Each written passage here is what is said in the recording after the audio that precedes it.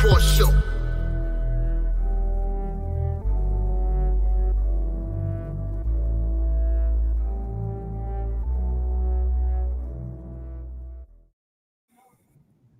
Yeah.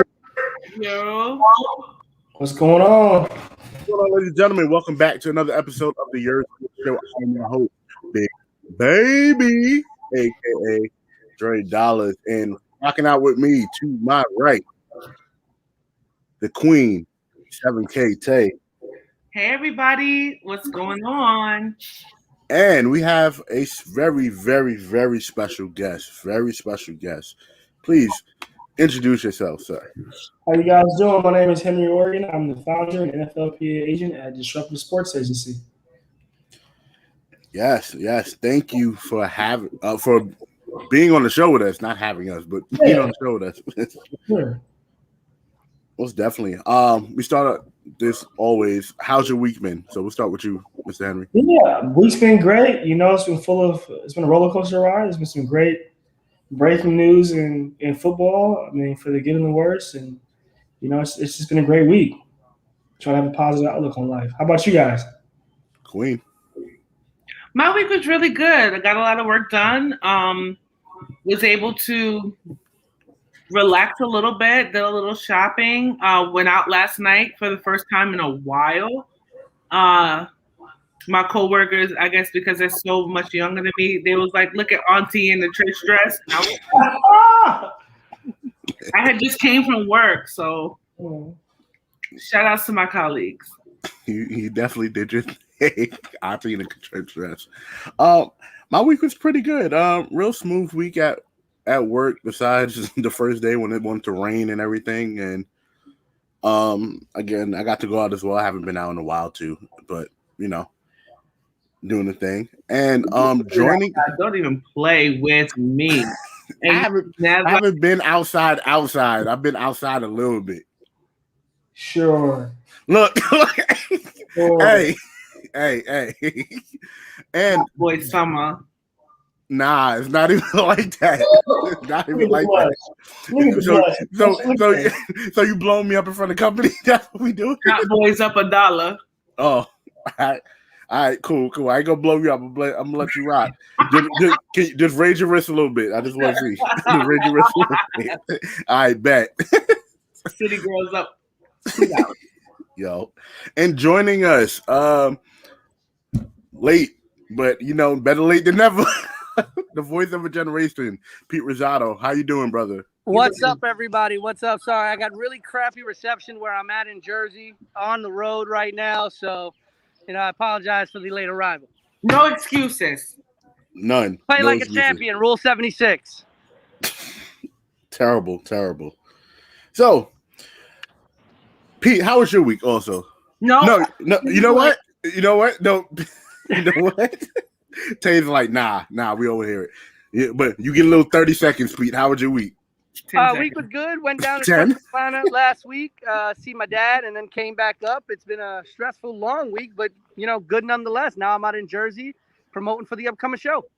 Most definitely. Right. Good job. Look at him being on time. We need to have the clock out for Peter all the time. Just so he can hit the buzzer. So. Rest in peace to Biz Markie. You guys are so young. I remember when that song was popular. He was in the video.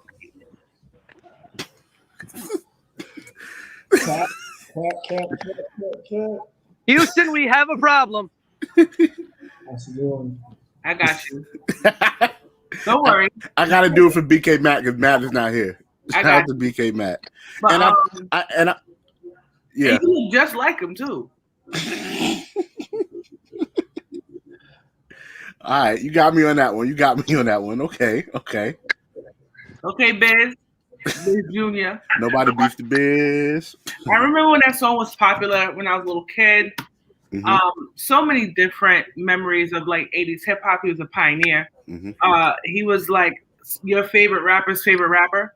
You get what I'm saying? And the outpour of love and support that's come out for Biz, you know, and his passing, you know, speaks to the testament of his legend, of his legacy.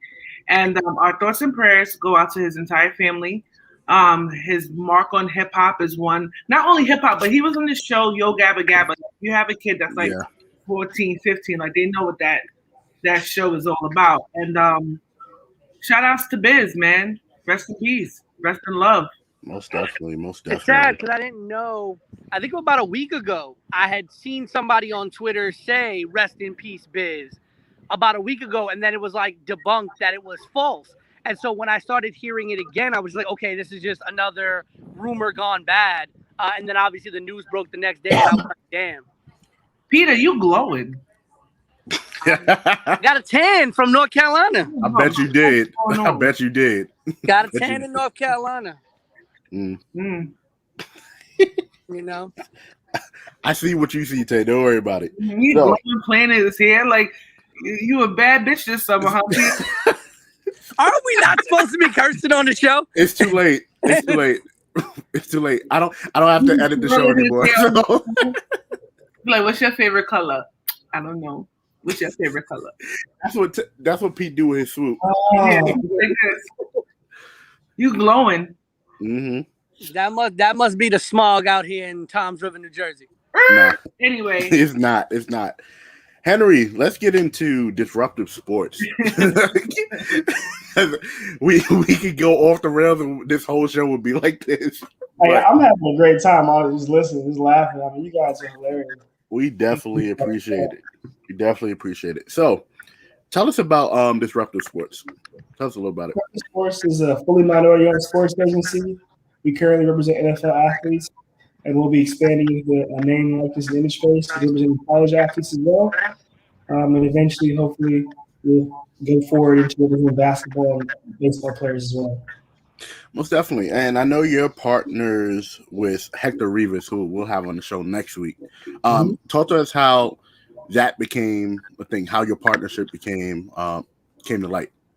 Yeah, I was pitching different VCs just to get funding from my own sports agency. And a business partner actually introduced us to one another. You know, I didn't want fully minority funding, and he was somebody that checked the boxes, the criteria that I was looking for as far as an investor in a business partner. So that's how we met, and you know, it was love at first sight.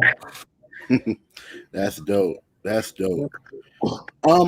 You played a little football yourself. You played at Portland State, and you also played safety. You played safety, if I'm not mistaken, right? How was that experience?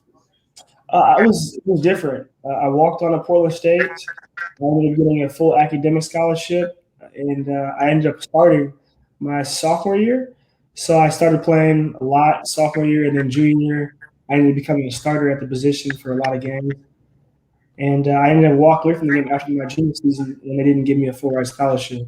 But the trials and tribulations taught me you can do anything you set your mind to. So it was an amazing experience. It was rough. It was tough.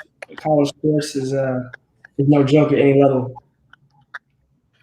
As you speak about college sports, now that college athletes, student athletes are now beginning to be able to get basically sponsored or, you know, get paid as being athletes. How do you feel about that, being a sports agent and looking at certain college athletes who may make the jump to the league soon? Yeah, that's one of the reasons why I found it disruptive, and I called it disruptive because we're in a time in sports there's going to be huge disruption, right? Players are starting to own their own content on social media, just as far as YouTube and different things, and making their own revenue streams and launching their own things.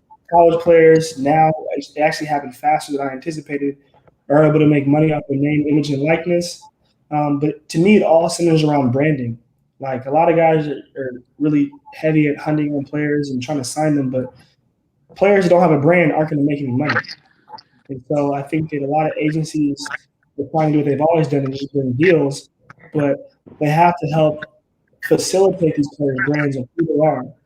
And if they mismanage this early in their career in college, they're going to ruin them making money off the field down the line. So it's a very interesting, volatile business to be in, and I think that there's going to be very few players that actually capitalize the right way off of making money in this space, and a lot of players that are going to hurt the draft potential and not going to make the money off the field. Like, I saw a player sign a 2-year deal for $1,000 with a tech company. And I was like, that's crazy. Wait, a 2-year deal for what? A 2-year deal with a tech company to promote the tech company. But it was only $1,000. So, that's not. I didn't hear about any effing compensation, and it really it frightens me. Absolutely. So with that, I just saw a story today actually about two players from Texas A&M that are going to get $10,000 each from a fan site to get media access to them, which is unprecedented because usually these sites and media went through the school. They were given media availability. But now that these players control their own images and things like that, $10,000 just for media access for a fan site that generates, I think it was 40,000 unique views is incredible to think about in the world of college sports now. Yeah, it's going to be unbelievable. I think that a lot of kids don't know their worth, and some kids think that they have worth but don't have worth. So it's going to be imbalanced until the waters are navigated and understood the correct way. So it's the wild, wild west. Yeah, we can tell. With also, what does your agency offer? Like, what tools do they offer athletes to kind of navigate through stuff like that? So I can't give the secret sauce yet, but we're going to announce it in September. Only reason why is because I know a lot of the other agencies, and I'm talking a little bit of trash here, they don't have a true game plan. And so I'm not going to give it away. But when we do stuff, it's going to be big. We're not going to do it at all. Definitely. So, as a former football player, what made you fall in love with the sport of football? Oh, man. Well, let me fall in love with football, I think, is the team camaraderie. Like, those moments you have with your boys, just kind of like just kicking it, talking trash, and you're essentially getting in fights with one another or other people. And so you're learning, like, who your real friends are, how they really operate. There's a lot of talkers, not a lot of doers. So you see who's a talker and who's a doer, and you see that on the field. So I think for football, it's kind of just it just took the excitement. Like, there's nothing like that feeling of just, hitting somebody or scoring a touchdown. I can't explain it. Just that feeling was just fun, So we have a former football player on my right hand side, the Queen Tay. Queen, what you play, Queen? I was center. Yeah, what age? Shit, excuse my language. I'm sleep deprived, Henry. So Okay. I'm so sorry. Normally, the past couple weeks I've been slipping, and I'm sorry, guys, because I know that it's not like me. I played from a teenager. I was about 15, 16, always loved football. And in college, I played intramural football, and I was a center. Was always the one holding down the line. Yep. So. Funny, I could do in high school when I was QB. Dope. I needed a good blocking center. My center was terrible. Yeah. I think it's like a lot of people are saying, like, women are playing football now. And when I was in Pop Warner and a kid, like, girls, like, there was girls that played football. Like, I had 2 girls on my high school football team at least 1 year, and they were kickers and punters, but in middle school, they played. Like, they was hitting. Like, I can be honest, I got my clock clean one time. I can't remember the girl's name. Her name was Tough Tony. She was a savage. She was good. I love that name. Makes a lot of sense. It makes a lot of sense. Makes a lot of sense. I think her name was like Antoinette, if I remember correctly. She was like a legend. And it was so crazy because, like, I was the only girl that was interested in stuff like that. So, the only way that I can get close to a football field was as a cheerleader. So I used to be a cheerleader practicing with the boys. Like, they would run plays with me and everything in my cheerleading outfit. That's weird, but it's me. I can see that. I can see that. Yeah. You're like, go long, T, go long. T mossing somebody and everything. Mm-hmm. Oh my gosh. So he got the bad beef pose. He was sitting there like this. Sorry. With the swoop, still with the swoop, like He wanted to shake his hair. But he's gonna jump in with bad reception, and then we're gonna hear everything after. But before that happens, what is the hardest part about being a fairly new agency? You guys are again minority owned, so a lot more eyes are on you guys. Mm-hmm. But what is the hardest part about being fairly new? You guys started last year in July. Yep. So what is the hardest part about that? Agent 2 years. I think the hardest thing is. That's just another interview is showing credibility, right? And then truthfully just showing that other dudes' ice isn't colder than yours. I think that a lot of times people think, I'm going to keep it PG. They think that because somebody comes from a bigger firm that they're better than you. But the reality is, as an agent, everybody runs their own book of business, no matter what umbrella you're under. Right? If I was at Compass, right, as a real estate agent, if I suck, I suck. You know what I mean? And there's a lot of guys out there that hide under names. They don't represent anybody. Yeah. Or haven't done any deals. So as a second-year agent, they still, they still knock me. But at the end of the day, hey, I have a client. I've successfully negotiated a multi-year deal as an agent, as a second-year agent. To me, if I was a parent, I would say, man, that guy's on his way up. A lot of those guys are a lot older. How do I align with somebody that's on their way up so my son can maximize, right? Because a lot of those guys are on their way out. They're just too old, right? At 60, 50 years old, I'm retiring as an agent. I'll call it right now. It's not sustainable.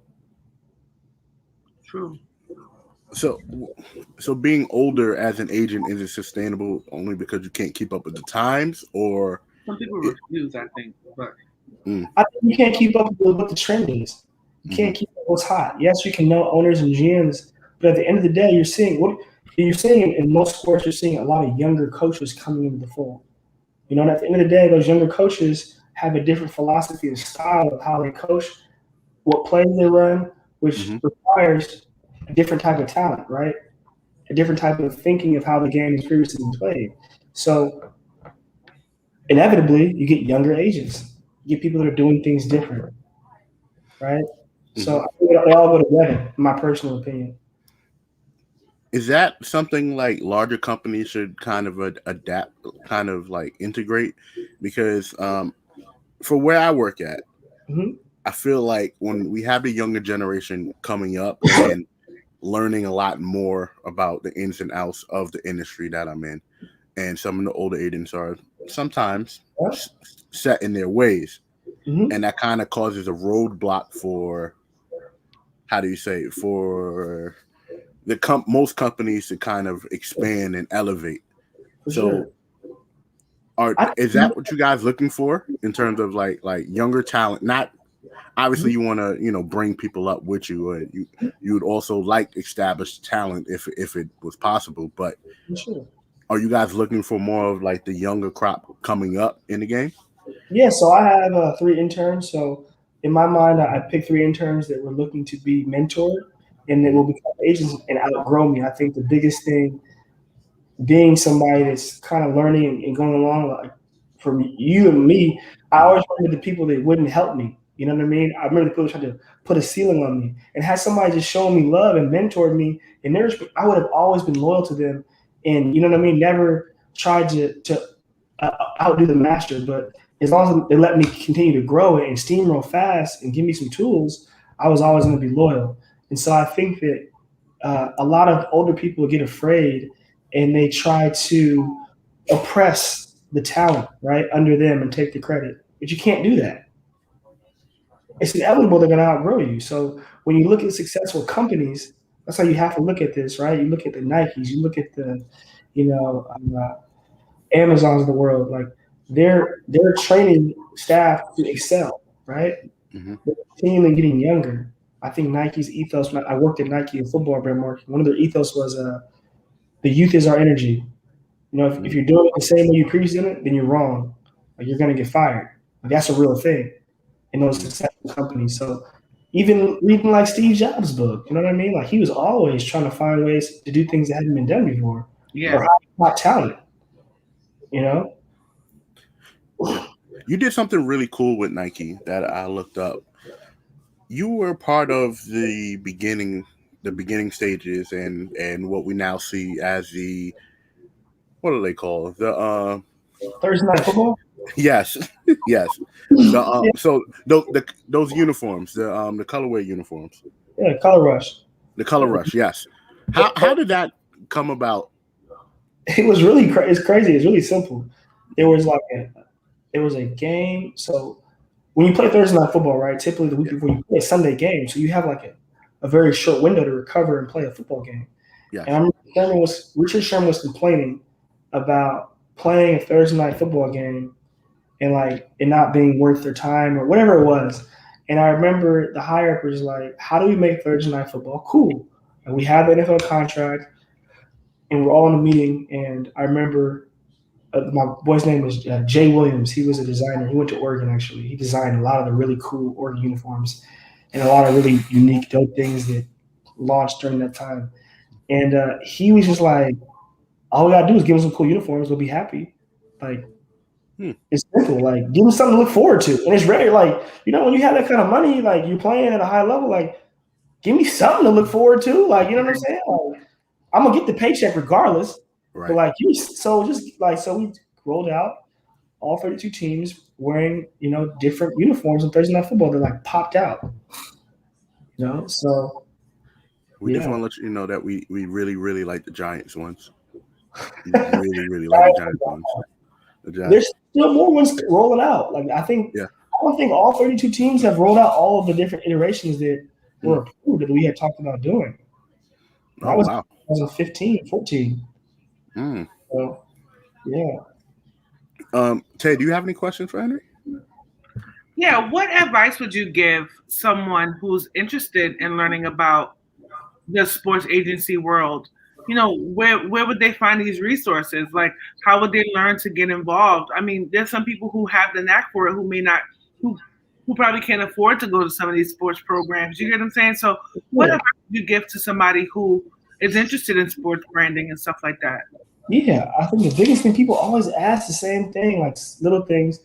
One, you got to do informational interviews. I think any job I've ever done, I've always done a ton of informational interviews. So reaching out to people on LinkedIn, asking, hey, can I get, 15 minutes of your time, take you to coffee and learn about your story and how you got there, and then trying to find common ground with them for them to mentor you or just give you tips. Or better yet, introduce you to somebody else afterwards. Just continue to build your network, and then figure out what your end game is and work backwards. For sure. And what would you say are some of the biggest trends we should watch for as far as the brand development of these new school athletes, like, Patrick Mahomes and Travis Kelce and those guys? They are marketed and branded a lot different than even like a Russell Wilson or a Tom Brady. It feels like there was a big shift.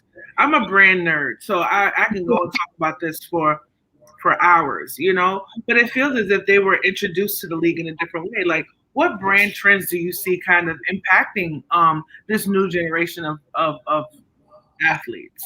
I think it all has to do with social media. Like, it has to do with how you put brands you put out there, who you are naturally. What do your friends tell you that you're good at, or like that you don't showcase on social media? And how do you do it in a way that's PG-13, or how do you do it in a way that is going to make you money, or like how do you take a risk? Like, I think at the end of the day, players in college are going to get paid off of, and they're going to be treated more like influencers. So like, what is your engagement? What is your average engagement on Instagram? Like, a lot of guys don't know that. Like, you can post it, you can have 1 million followers, but if your engagement is 0.02, ain't nobody gonna hear you. Yeah. You can buy those followers. I think understanding like the actual numbers that go behind social media and what content your viewers or your followers engage with and like. That's definitely amazing. That's definitely amazing. And what would you say is your professional philosophy? Ooh, don't be about the bullshit. I'm not for everybody. I'm gonna tell you this truth. You know what I'm saying? Like I'm gonna go at you straight, and sometimes the truth hurts. But I've learned that the best, they want the blunt, honest truth. Like, because everybody else is like, oh, you're so good. Like everyone else is like giving, but they want to get better. But if nobody's telling them like, hey, bro, hey, what you're posting on social, that's not cool. Like you got to stop that. Or like, hey, bro, hey, you're not really working out, bro. Like you're going through the motion. Like who you're training with is trash. Like what you're doing is not good. Like, you're going to negatively impact yourself. Like they want to get better. So just telling them the truth, right? Like I have kind of like a very like kind of cold cut approach. And then I'll try to like back it up with facts or details and not just complaining about it, but giving a plan. And so sometimes like some guys don't like that. Some guys kind of want the easier flow, but you can waste a lot of time.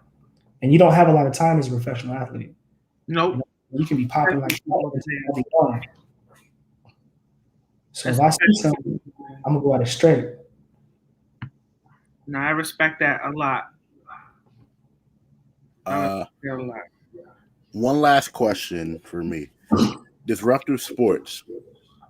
In 10 years, what do you want your mark to be on the industry of sports in general?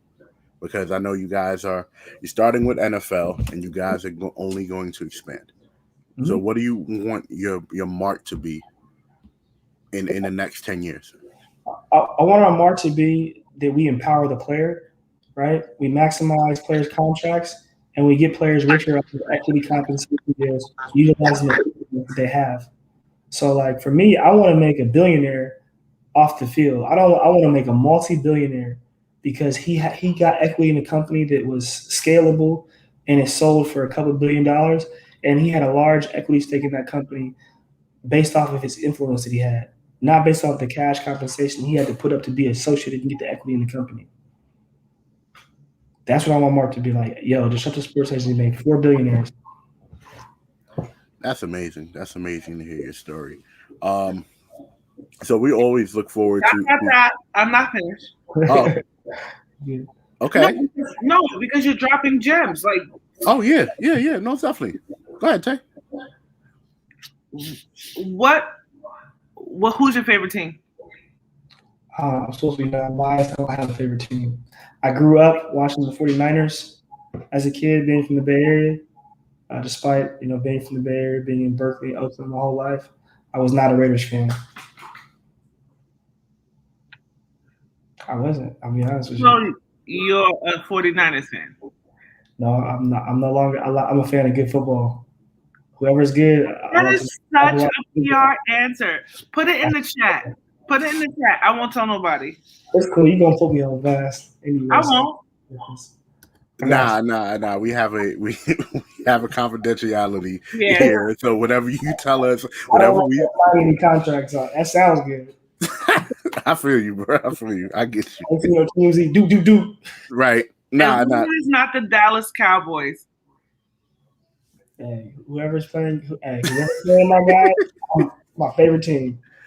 You try to get him. You tried. I tried, but nah, it's all good. Thank you so much. Jerry, you know, Bad B over here has a question. Yes. Hold on. Let me go ahead. All right. So thankfully, I was able to restart and get all this thing working again. But now I have a question. I don't know if it was after that it was. Dre, please cut off the question. But with the rise of the NIL, and you have all these young athletes now being able to profit in college football, what would be your advice to a young athlete coming in as a freshman who may end up being a big star in a small market of college football, but then ends up being like a 4th, 5th, 6th round pick in the NFL? And there's a difference there because you could be the biggest star on, Texas Western and be making really good money, getting endorsement deals and things like that during your time as a big star at a smaller college in with the NIL. And then you're coming in as like a 6th round NFL draft pick who may be overlooked by a lot of companies and things like that. So what would you do? Let's say that person becomes a member of your of Disruptive Sports. How do you start to adjust that athlete to that new reality of the pros? I think the reality of it is that, truthfully, like I'm a very blunt speaker. I wouldn't sign a kid at a very, very small school like that. And in my experience, I haven't seen a player at a smaller school make more money than he would as a 6th round draft pick. And if he does, then that means he significantly messed up his brand while he was in college, straight up. because you should get endorsement deals just off of being in the draft, being a draft pick in your respective city as a new NFL player. So that is backwards. Does that make sense? Yeah, and the reason why I bring that up is because of the story that I mentioned earlier. You have those two now Texas A&M athletes. We don't know who they are. Yeah, But these two, right? These Texas A&M athletes. But for all we know, it could be the outside linebacker and the left edge, right? Maybe not even one of the premier quote unquote positions. But we have now two Texas A&M athletes who are now getting $10,000 just for an interview.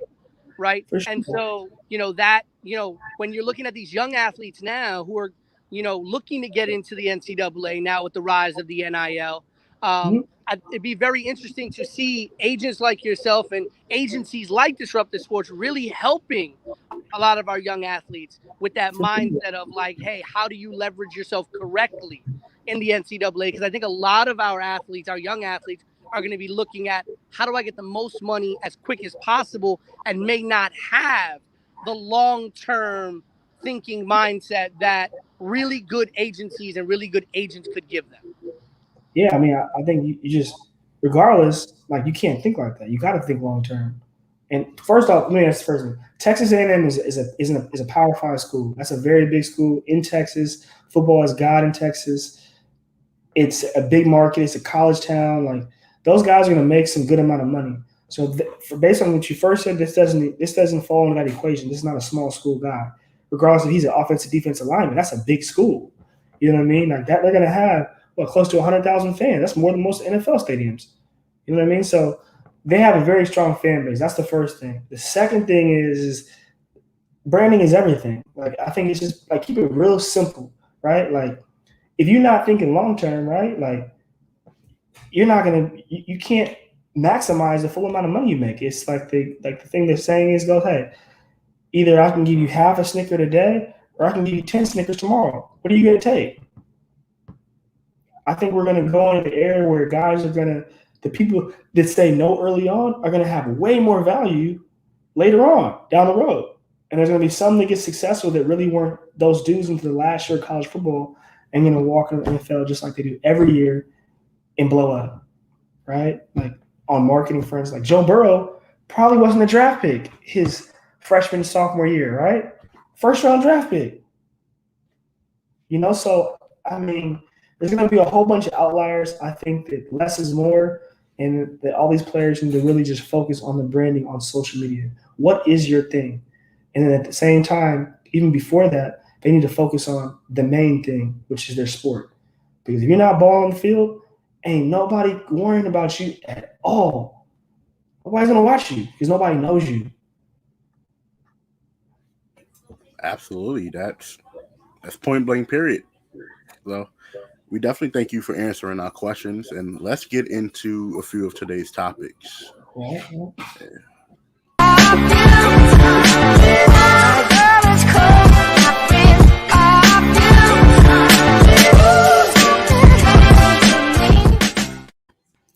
So I want to come to you because we spoke about this prior to recording, and mental health is important. It's important not just as common folk, but as athletes included. We saw what was going on with Richard Sherman and everything that's going on in his life with his family. Henry, what are your thoughts on how it's now being handled by not just him, but how it's being handled by the media? I think the media is handling it like how they typically handle things. They're going to blast it. They're going to put videos out there. They're going to put everything out they can. I think that mental health is real.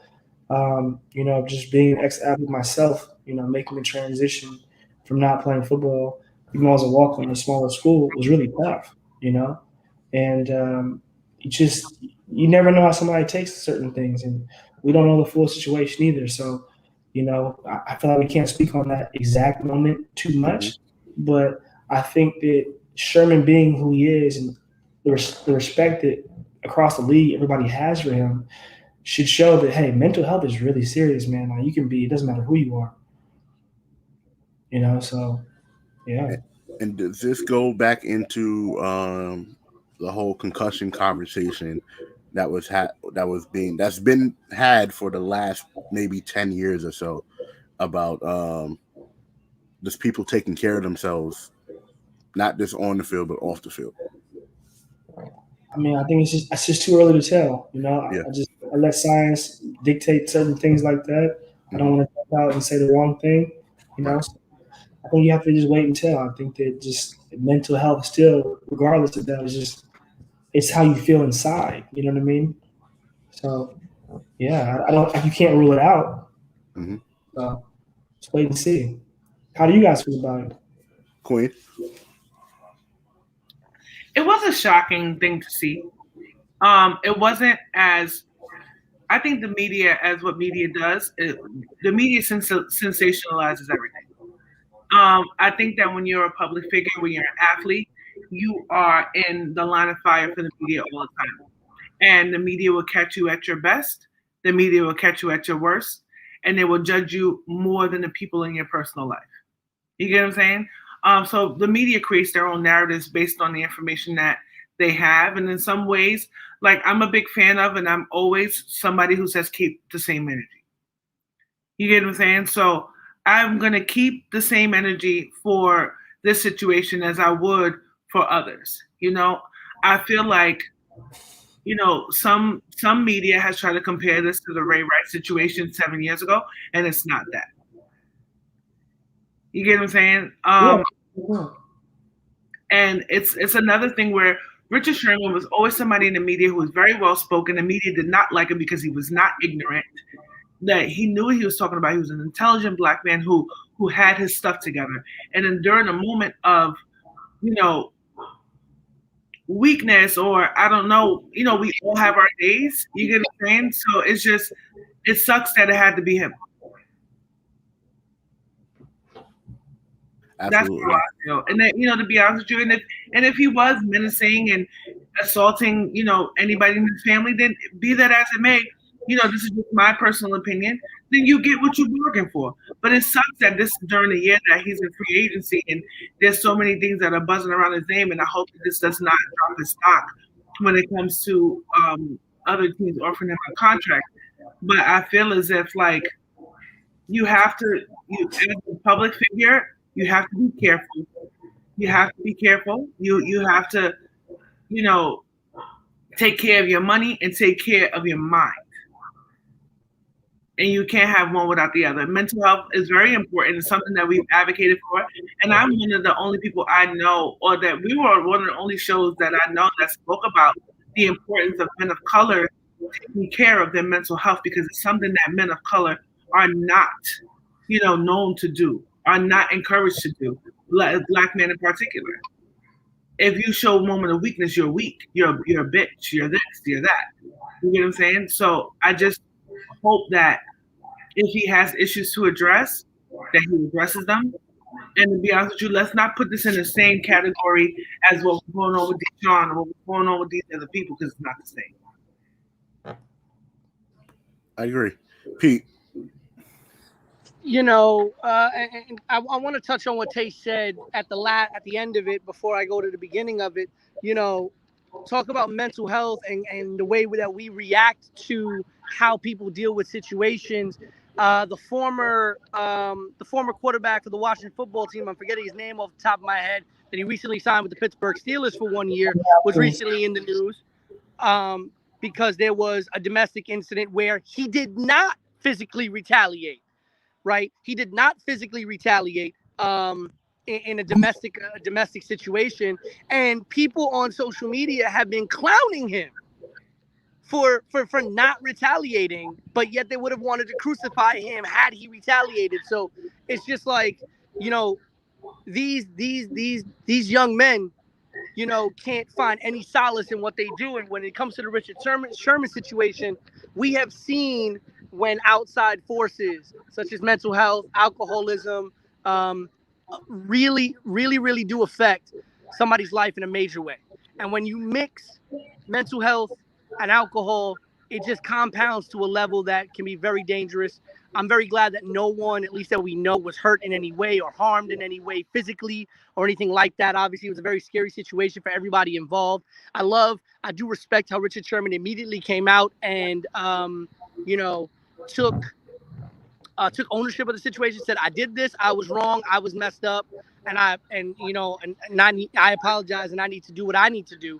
And also how there are people who were involved in the situation who are at least standing behind Richard Sherman and saying, we want to make sure that he gets help and he gets the assistance that he needs before this turns into any kind of negative legal situation or anything like that. And of course, the media is jumping on this, and I think a reason why the media is jumping on this more than anybody's really talking about is Richard Sherman is the vice president of the NFL Players Association. And, to make Richard Sherman look bad, de facto, you try to make the Players Association look bad. Oh my God, they must not have, the right, how can they make the right decisions for the players if this is the person who's their VP? And that's a terrible way to spin the story that the media has been doing. I wish Richard Sherman and his family and everybody involved all the best. I wish Richard Sherman gets help, and I do hope that if he can, safely and physically continue his NFL career, I hope he does get a chance to. But more so than anything, I hope that he gets the help that he needs so that he can live a productive and a productive life for himself mentally and physically, well beyond his years in the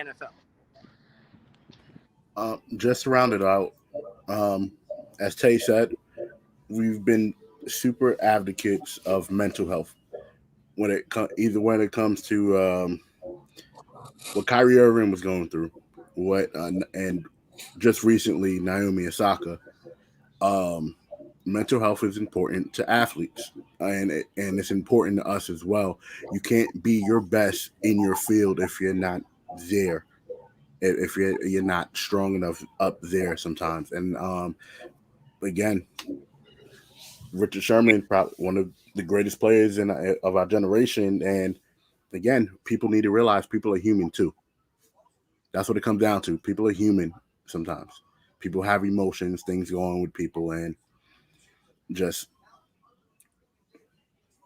ask questions or sometimes just mind your business and just let things just like be. Like, I don't think people really should poke and prod into everything that's happened. Just, he came out and said, this is what it is. This is what it is. And it should be left at that. That's how I feel about it. So, moving on to the next topic. And to be honest, it wasn't threatening. Like, they tried to make it seem like, oh my God, this big black man was like pounding on his in-laws' doors. Like, right. You know what I'm saying? Like, they tried to make it seem like what it wasn't. You know what I'm saying? Like, And also, don't drink and drive. Nobody, please. That's just my thing. I felt. Yeah, definitely. But moving on, Pete. Oh, Pete's not here. Team USA, right? As we've seen, let's call it spade a spade. This Team USA is garbage. This team looks really, really bad. Tay, being that you've watched a lot of the gold medal winning Team USA teams, where do you rank this one so far? Towards the bottom. I mean, they're not really doing well. But you know what? Maybe it's not only that they're not doing well. It's that the competition overseas is getting a lot tougher. You get what I'm saying? So if you're not sending the cream of the crop, your best of the best, you might just get clowned out there. As an above average, you send an above average players to play the other country's best players. What you think is going to happen? Like, they're not putting together dream teams anymore. And I heard that my favorite Trey DeBarge was upset because he was slighted from the team or something like that, right? Trey DeBarge. She calls Trey Young Trey DeBarge, Henry. I can't hear you. You're muted. But I was wondering who that was. Yeah. Yeah, well, she's been calling him Trey DeBarge all playoffs. Yeah. So I think that they are. The United States is not the bad man around town anymore. Mm. You know what I'm saying? So if you're not sending your number one players out there, expect that these other countries, they're sending their number one players out there. You know, you have some of our best players playing for other countries. So it's like, what do you think is gonna happen? They are not the dream team, the redeem team, the 99-cent dream team either. You know what I'm saying? They're terrible. I mean, you said that overseas teams are getting better. They're getting better. And at the same time, right? Like, let's take into account, like, these guys that played 2 seasons pretty consecutively. Like, dudes are tired. It was in the bubble. They got out the bubble. They're playing again. Like, I don't really know if the break for basketball is standard as it typically is. Correct me if I'm wrong. But, I mean, they've been playing a lot. They tired. They tired, boss. Yes and no, because here's the thing. Everybody knows there's a selection committee and they pick who they want to pick. Outside of really LeBron James, who said no, and James Harden, who was injured, and Kyrie Irving is injured, everybody else is up for grabs. Like, why would you pick Kevin Love as your center? Like, who's like, yeah, Kevin Love gonna do it for us. Like, and again, I like Kevin Love. I like Kevin Love, but not this is not 2010. Right. This is not even Timberwolves Kevin Love. Like, this is Kevin. This Kevin. There ain't no love in this game. Like Home Alone. Kevin. Right. Yeah, this Kevin. This Kevin. All right. Like, he wanted to play, though. He wanted to play. Okay. No. Give me that. He wanted to play.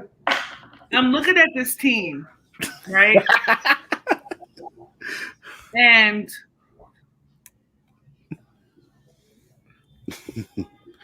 yeah. Yeah. You trying to play? You trying to play? I told Wilkins, you know, you see how Wilkins tried to play me, right? Mm-hmm. I told him if you want to play against me, he better sign a waiver. Oh, yeah. Tay play basketball too. Tay play basketball too. Yes. I did that when she said that she was going to she's going to Shaq elbow somebody on our network. Hey, I just want to let you guys know I don't want to play you basketball. I don't want to waiver. I'll opt out right now. Thank you. I want you to be my agent, though. Hey, I don't do basketball. Well, you learn. Make me into 10K Tay. I don't have a problem. See, I'm very direct with my clients. You telling me no? I'm not telling you no. I'll find you a solution. You're not gonna PR me today. I'm gonna use my own. No, we're not doing that. Is you or is you not my agent? I'm not your agent. Oh, get him off my show. Get him off my screen. Look, Queen. I have problems with a PR specialist. Where's my deal? Hey, look. It's not here, but all we do is steer teams. Do. I have a nightmare right now. I'm looking at this roster, and I think you have Bam Adebayo, you have Bradley Beal, you have Devin Booker, who's obviously not playing. Yeah. You have Draymond Green. You know how I feel about Draymond. That's her favorite player on the low. Nobody here without LeBron James or Steph Curry or Kevin Durant barely has made it out the first or second round of the playoffs. So, like, what did you expect? Like, if you send your B+ players, expect a B- result. Sorry, guys. That's it. You're gonna get an A+ ass whooping instead of B+ players. Yeah, but that's not fair. I'll be honest, that's not fair. They got an MVP, okay. They got some players. Basketball is a little different. It's basketball. You can have one star and hit for 50 a game, And lose. And lose. Yeah, I'm just saying. I hear you, Queen, but you would think with this coaching staff that they'd be like spectacular. Like Greg Popovich, Steve Kerr, Jerry Colangelo. What happened? I think Henry said something about it earlier, and I think, and kind of just add on to that, I think they don't have time together. They have no time together. Like almost zero time playing together. The only two teammates on the team play harder is Dre and KD. Who cares? Play harder. And I don't know how they play together after Draymond said what he said. Like, who cares? Play harder. They need you as a motivational coach to go there and go to Vegas. And I would be a terrible motivational speaker, guys. I'm sorry. Like that's not my calling in life. I'm like, you said, really? Come on, Queen. I thought she could do it all. She can. I'd be like, that's your speech? Just to look at them?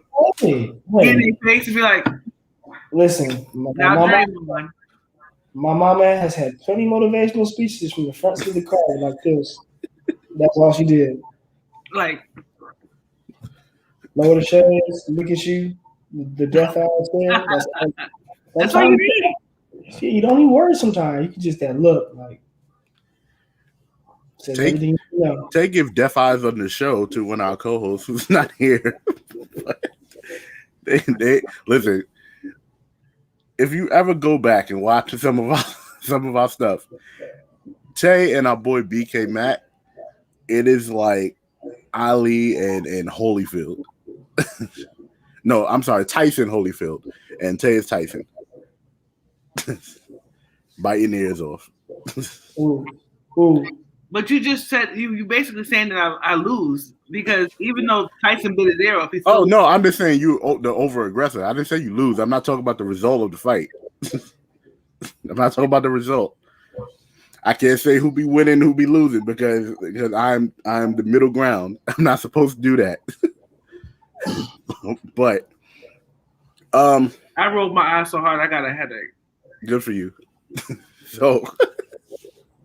Henry, look, death stare. Look. But Henry, we definitely appreciate you coming on today. We definitely appreciate you. Anytime you want to come on, you are more than welcome to come through. I know you got a lot of big things coming up, so whatever you need, you let us know. Always support, all the support in the world. You guys love the support, and right back at you guys. Most definitely. Thank you so much. You've been such a lovely guest to have on our show. Best wishes and everything. Keep grinding, keep shining. We're supporting. We're rooting for you, bro. I really appreciate it. 10 years, $4 billion. All right. $4 billion. Hold you to it. Let's get it done. All right, believe it. Over and out. All right. So that was great interview. Great questions by you, Queen. I know you're into kind of that field yourself outside of here, so it was nice to hear the conversation you had with you and Henry. But yeah, shout out to the Job Tips Network, of course. You know what? No, we'll shout them out in a second. Again, as always, shout out to Queen Tay and everything that she's doing. Again, can't directly say what she's doing, but a lot of things was popping this past week. Yeah. So, but for BK Matt, oh, he's not here. What happened? What happened? Not this week. Okay. He's not here. For him not here. Not here. For the voice of a generation, Pete Rosado. Him was here a little bit. For the Queen, 7K, aka next 10K Tay. It is your boy, Big Baby, signing off. Peace.